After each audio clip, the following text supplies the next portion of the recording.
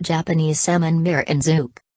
Ingredients: 1 large salmon cutlet, steak, about 300 to 350 grams, 0.8 pounds. 1 teaspoon salt. Marinade. 4 tablespoons mirin. 2 teaspoons soy sauce. Half a teaspoon sugar. Garnish: 2 tablespoons of Amazu Japanese Dressing. 1/4 cup daikon, white radish, julienned.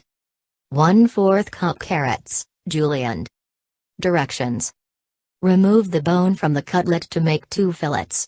Starting from the top, the dorsal side, cut the flesh along the spinal bone, towards the belly. Using tweezers, remove the small bones embedded in the flesh which are on the both sides of the spinal bone.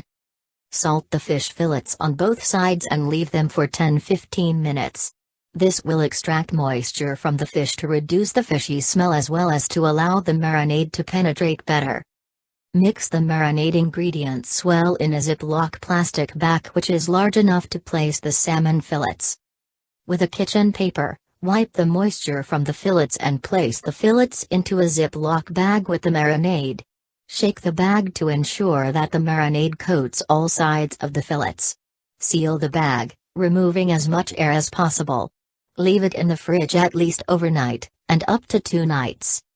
Remove the fillets from the bag, discard the marinade, and place them under the oven grill, broiler. Remember to place the fillets on the shelf second closest to the heat. Alternatively, place the fillets on the barbecue or in a grill pan over medium heat. Cook for 2-3 minutes until the surface starts burning.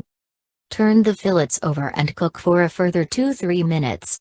Remove the fillets from the grill and place them on the serving plate. While the fillets are cooking, mix the garnish ingredients together in a bowl and leave until required. Place the garnish next to the fillets on the plate, if using, and serve immediately.